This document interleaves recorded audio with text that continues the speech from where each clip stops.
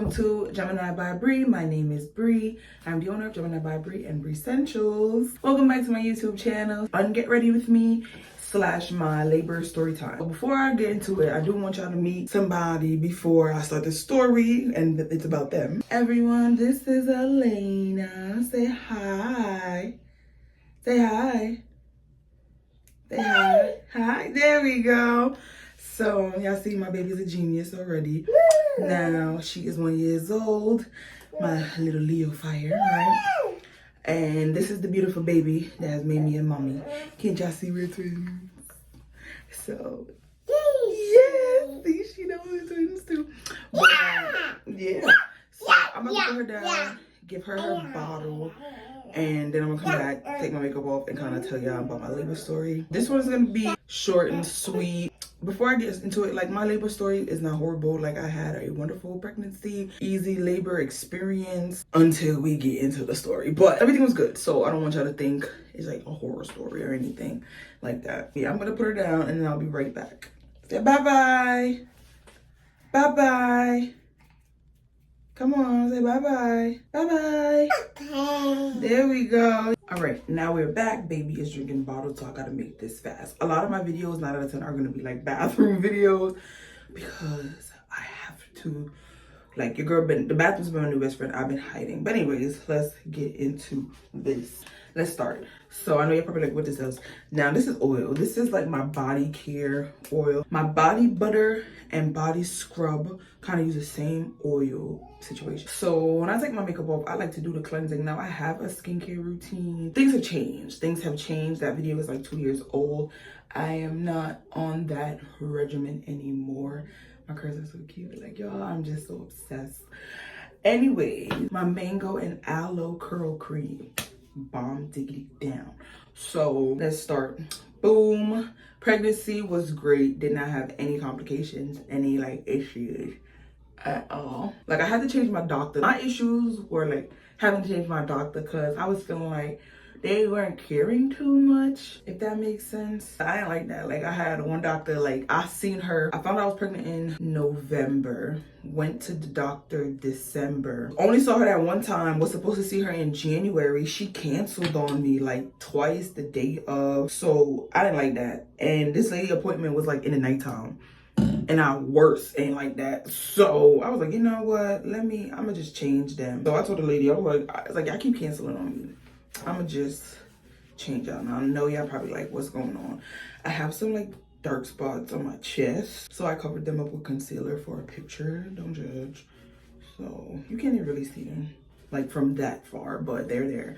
So I'm just like wiping them up with the oil as well. I'm gonna shower after this. I just want to like get that part of the way. Now let's go to like labor and delivery day that I was 40 weeks when I went into labor. Now, my due date was the 24th. She didn't come until the 26th. My 40th day was Sunday. So they told me I need to come in the Monday morning for the sonogram, so they could check, make sure everything's okay. So went in, did the sonogram, did the heartbeat. We said that they were like, oh, don't let her leave. So I'm like, okay. I waited and I came back. They called me to the back and they were like, oh, the baby is losing water. Like, my water didn't break. My mucus plug did drop though, but I knew that part. Like, I did experience the mucus plug dropping out. So they were like, oh, we can't let you go home. You need to go to labor and delivery now. It's time to have the baby. Cause they're like, we're just gonna induce you, blah, blah, blah. So I'm like, damn. Cause I didn't eat shit. So damn, yeah. When you're pregnant, hungry, ain't eat shit before labor, you know they don't like feeding you. Damn, because I was in my head like, oh, after I leave, I'm going to come back. I'm going to walk up and down my stairs. I'm going to get me some halal food. Like, your girl was planning out the day because I thought I was coming right back home. Girl. So once that happened, I had to call my boyfriend because he ended up leaving like the night before. And that's when I had to call him like, hey, going into labor. So he had to come right back. Now, when he came at like 2. Because I was there at like 9:30, 10 o'clock. And I was waiting, making them wait. I was like, he's almost here. He got there at like 2. I ate my food because I made him buy me food. They gave me food, but it wasn't enough because I knew they wasn't feeding me. So I was like, I need him to bring me something else. So he brought me the halal food that I wanted. I ate that. Then we started the process. So that was around 3 o'clock. 3 o'clock, they started the induction. Woo, they pushed something up my cooter to, you know, start the process. Why it 3 of them things from 3 to 7, 7 to 11, nothing. The thing ain't work. It didn't work. They did it 3 times. I was not dilated. They went back a 4th time, and that was at midnight. Then I started dilating. So I pretty much went through my labor the entire night, right? Ain't get no sleep, y'all. I was having contractions back to back, like every 2 minutes apart, back to back, at like 2 centimeters. Like, it was hell. So I didn't sleep. I was throwing up all night. Like, it was horrible. So about 7 a.m., they kept trying to do them cervical checks. Oh no. I was like, nah, can y'all come back later? So one of them was like, you sure you don't want that epidural? I took the epidural, y'all. I waited until he was like, we have a C-section to do, and a C-section take 2 hours. So they were like, if you don't decide now, then I was like, I'll just wait till she's done with the surgery. Because I wanted to really think about it. I didn't want the epidural. I was like thinking it, but I was in so much pain. Like, it was hell. So I pretty much, before I continue, I'm still using Cetaphil and already put it on the brush. Now, I do want to try some other things. I'm not using this because it's like my routine, but it's just what I have on hand. And I think I want to change it up, try some new stuff. Like, I tried this Youth of the People. That shit's like $36 though for a cleanser. When I say my face was like, what? I was speechless. And then I was gonna buy it, but then I saw that price and I was like, ooh. Black Friday coming, so I'm gonna see if they got a sale, you know. But yeah, that cleanser from Youth of the People is fire. I'm gonna probably insert a little image here because I know what it is. It's like, I think it's like kale, spinach, and superfood or some shit. I got a sample pack from Sephora, I think, and it was great. I will OD and go in my edges, but I'll say that for the shower. Only because I'm about to put a mask on. And I'm just not into the tugging right now on my poor little edges. Postpartum breakage is real, y'all. Flawless White Pond's Deep Whitening Facial Foam. Now, I'm not trying to bleach anything, but it's just what I had on hand. My mom had got these like some years back. And when I say like this is the creamiest consistency, this is in my old skincare routine from the winter. So I do want to change up like everything. So I'm coming with a different like skincare video. This is just Unready with me for now. How like gooey, gumpy it is. Like, it's beautiful. Ooh, look. Got the epidural at like 11 a.m. y'all. Cause I was done.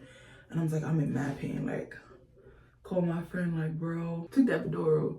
Y'all, I got some sleep. Went to sleep from like 11:30. Like, me and my boyfriend went to sleep 11:30 to 2:30, 3 o'clock.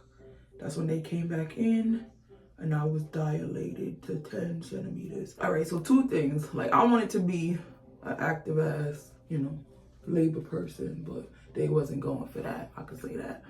Like, I got up a few times. They were like, we kind of need you to stay seated. So then they were like, oh, we want to put a catheter in you to like push water in. They were like, we want to like put water, push water into the placenta so that it kind of like breaks it or whatever. I did feel my water break. Now when it broke, like it broke so weird. Like it just broke. But when it broke, it didn't register to me. Like that was like my water breaking. I just thought it was pee. But as I think back to it, I remember I'm like, yeah, that was definitely my water that broke. I don't remember when it broke though. It broke at some point. It was in gush. I was like, oh shit. I never looked at the time. Like once I started pushing, it was just kind of like start pushing, push. It took a couple times. I can't really tell you how long, but more than 20-30 minutes maybe, I want to say. But it was less than an hour or like exactly an hour. I don't know, y'all. I honestly have no clue. All I know was she was born around 4 o'clock in the 4 o'clock bells. So had the baby, but then I tore, y'all. 2nd degree tear. So yes, I needed stitches. That was of shit. Like, woo! Sitz baths are your friend. Like they say that water shooter thingy. Yeah, that's your friend too. But sit baths, Epsom salt, apple cider vinegar, betadine or iodine. Those are like perfect recommendations. The Freedom Mom kit, that I love that. The pad, like when you have stitches though, that pad is a little too big. I'm not gonna be front. Like it's too big for when you have stitches like day 1, day 2. Do not put that pad on if you have stitches. Wait till them stitches go down, because when I did that the first night, like after it cooled, it was just pressing against them stitches. It hurt so much. I had to like help my baby daddy to help me get off the bed, and I had to go take that shit off. So it was better once my stitches went down and I was able to like stand up. So that's another thing. If you have stitches and you have the Frida pad, don't wear it. You either have to lay down and not move or like stand up. So pick one. So what I did was, if I'm gonna put that on and then while I'm cleaning up, it's just cool, chilling, I'm not feeling nothing. And then by the time it melts, I'm done cleaning. So keep that in mind. But Freedom Mom kit, perfect. Postpartum kit. I ain't do that whole get the count. I just got the $50 one with the pads, the hood hazel spray, the liner, the pads, the diaper things, and always depends. Please get them things. Matter of fact, these. Please get them. I know you're probably like, what? These are for old people. Baby, no, it's not. Get them, especially like after labor. Get these. You don't have to worry about bleeding and blood, doing all of that extra shit blood do. You don't gotta worry about none of that. I would recommend you do something different. So get that dermaplast. Now, I'm gonna jump in the shower, come back. We're gonna seal up the skincare routine, and I'm gonna talk to y'all on like everything else that happened that night. I'm back. After I had the baby, epidural, you know, you gotta come down from the numbness. Waited it out like probably like 2-3 hours maybe. Then they took us right to the postpartum care section. We bonded with the baby. Like, I don't care what nobody says. As soon as I got in that room, they put me on that bed, I went to sleep, okay? I don't know what my boyfriend and the baby was doing. When I woke up, it was probably like 9, 10, I don't know. We did eat and stuff, so I'm not really sure on the time. Maybe like by 8 o'clock I was out. I did have to wake up around 10:30, 11 to use the bathroom for the first time. And boy, was I scared, like super scared. I knew I had to call somebody, so it was like late. They were like, what time did you have the baby? And I was like 4. They were like, you ain't used the bathroom since? Nope. They were like, you got stitches? I was like, yeah, epidural too. So they were like, okay, they kind of understand. Now that that's taken care of, I use hyaluronic acid and retinol during the nighttime. During the daytime, I use hyaluronic acid and vitamin C. Y'all, I just remembered. Since I use the benzoyl peroxide, I can't mix the two. Y'all see that scratch? My daughter. This is what I use. It's from Family Dollar. Global Beauty Care. When I say my skin has been like flawless. So I just used the hyaluronic acid. And I was reading, and they were saying you should apply it to wet skin because it'll absorb better. So that's what I'm gonna do. Wash on my face is so wet because we're gonna massage it in. And then what I'll do is like let it dry. So while it's drying, we can talk a little bit. Now, we was trying to watch the TV. Y'all, why they trying to charge us for the TV? Like, I'm like, that's crazy. So I let that shit there. We ain't used on TV. And I had her Tuesday. And I think by Wednesday night, we were out. Yeah, like, I did not stay there long. Like, Wednesday, he went home, got some stuff, came back with the car seat because we didn't have the car seat, so you had to go back and get it. They were like, by like 4 o'clock in the afternoon, they were like, oh, the baby got to be here for like at least 24 hours or whatever. So it's been that amount of time. And she looks good. All her test results came back good. Now, when that happened, she did fail the hearing test. So they were like, oh, it might still be some fluid in her ear, blah, blah, blah. So they waited it out. We waited it out, and then we had to go see a specialist. They did it, sent the results back. She can hear just fine. And as y'all can see, when she said hi in the beginning, my baby is very much sociable. Okay, so that's like my labor and delivery story. Very quick, very easy, not traumatic at all. I wish I did record, but y'all didn't want to see me yelling at the camera every 5 seconds. These contractions hurt y'all. Don't do it. Don't do it. But I do want to have a little postpartum series or a like mommy chat kind of thing where we divulge in this motherhood thing, and it's hard, y'all. And like, why are so much people doing it by themselves? Like, baby, no. And I hate being that kind of person, like, oh, if the man don't want it, I say no. But like, you gotta understand something. When when the man say he don't want it and y'all still decide to have the kid, and then when the kid get here and he's still not helping you, he told you beforehand he wasn't helping you. So now is not the time to act surprised. The problem with having a baby is your new emotions that you're like unraveling while dealing with the baby and with postpartum and no break, and like that's no fun. That is no fun. I thank God every day that my baby daddy is in the picture, because I don't know, but we need to be pro-abortion sometimes, because like women need to be more conscious on what they're doing when they're having a baby. Like this is not no they're just here and it's gonna be a cute little baby. No, your life's flipped. I don't think people understand that. Meaning you have to work around your baby's schedule. You have to sleep around your baby's schedule. You have to eat around your baby's schedule. You have to do everything around your baby's schedule. Your life is revolving around the baby's schedule. Like, at some point you gotta stay like, okay, one, everybody don't know any better, so I guess the one is the one they feel and hear and shit. But at the same time, sometimes you just gotta tell them like, girl, don't even do that to yourself. Red flags is red flag, and do not ignore them. And if you know you don't want a child, forget what they want. This is about you. If you know you don't want no kid, don't have none, and I'm not being mad at you. And if you know you want kids, regardless, just know that the process is gonna be hell and rewarding at the same time. But you want to just know what you're doing.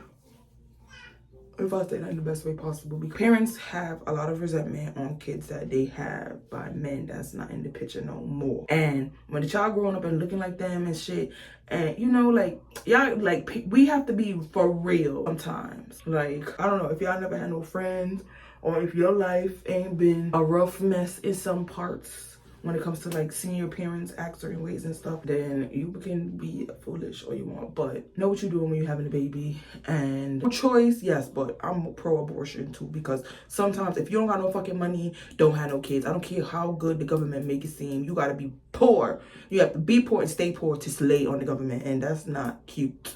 Okay, and depending on them for everything is not it either, because they keep you by your clutches. Oh, you can't make this amount. You can't, like everything is too much. So that is my get on ready with me / my labor and delivery story.